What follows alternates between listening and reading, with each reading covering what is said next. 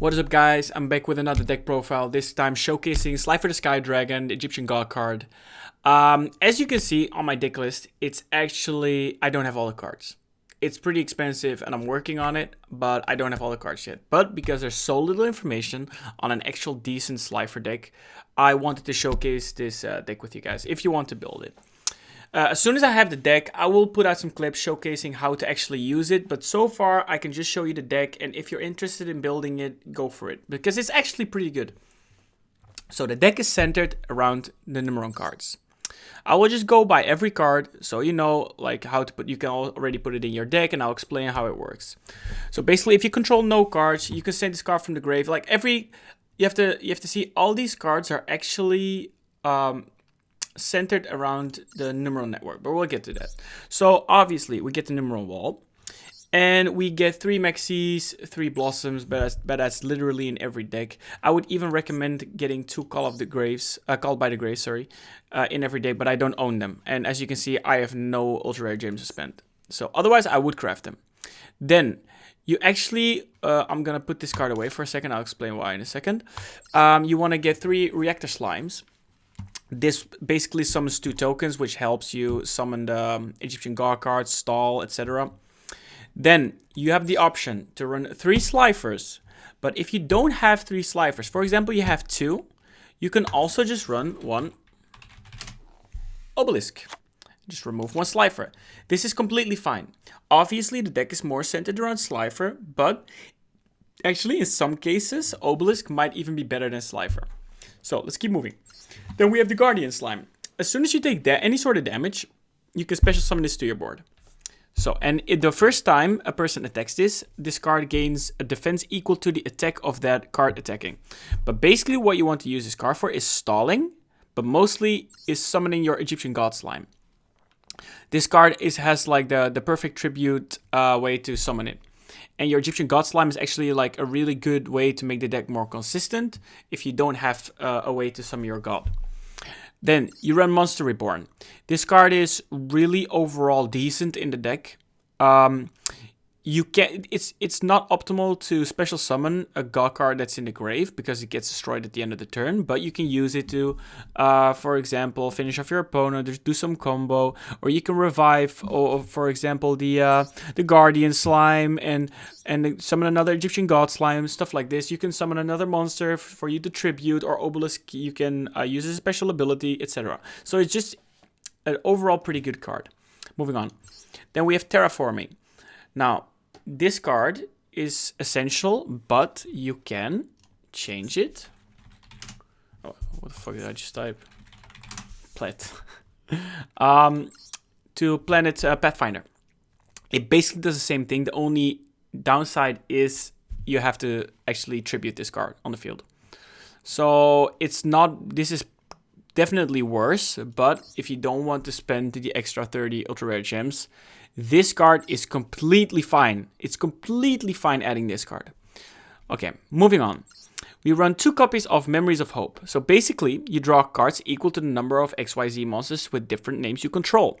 And this is very easy, because you usually summon 1 of every XYZ monster you have. So this is basically draw 4 cards, which is really good for Slifer. I don't have to explain why, because Slifer gets 1000 attack per card in your hand. So, I mean, it's pretty straightforward. 3 copies of Numeron Calling to actually summon the XYZ monsters. Mound of the Bound Creator. This basically protects your god card. And also, when this card gets destroyed by a card effect or a card, you can actually add 1 divine monster from your deck to your hand. Now, this is the card where the entire deck is centered around, the field spell.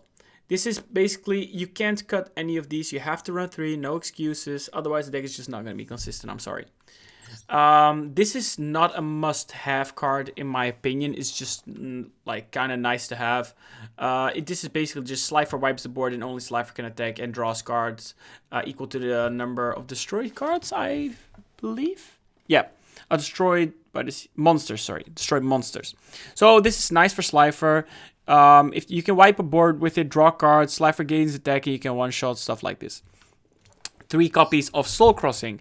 This basically lets you tribute summon your god card using your opponent's monsters. So for example, you're against a cuck player who spends 25 minutes, because the timer doesn't work, 25 minutes summoning cards, 70 monsters. He has a level 27 link monster on the field. He has Zeus on the field. You can just play this card, tribute those off, insta-win. It's pretty good.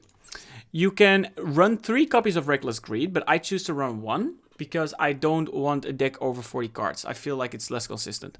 But basically what this does is skip your draw phases the next 2 turns and draw 2 cards immediately. This gives Slifer immediate power, but also because you have so much draw in the deck, it doesn't really matter. You can just, for example, draw Memories of Hope and draw 4 extra cards, so it's not that big of a deal to skip your draw phases, especially if you're trying to win like the next turn.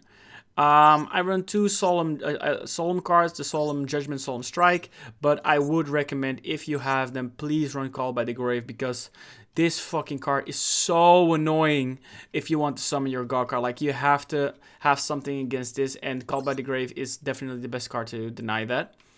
And then you run 3 copies of Metal Reflect Slime, and this card is just there to stall and summon your Egyptian God Slime. So, moving on.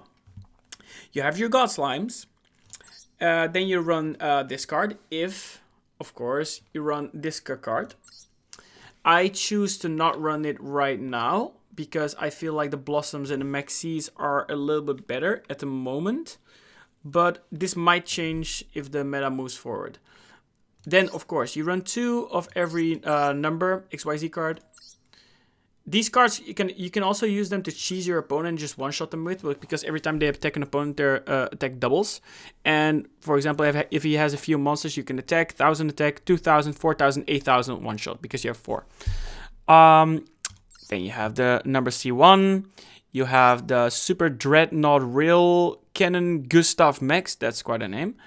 This is like, these cards are not must-have. This one is, though. This one is a must-have, because if you don't have a God card and you don't have a way to summon your Egyptian God Slime, you need to have like a turn 1, or you have to actually be able to do something. This makes the deck more consistent. You can always summon this if you have your XYZ monsters on the field. This is a really like good card to make the deck more consistent. And then you have the Saruja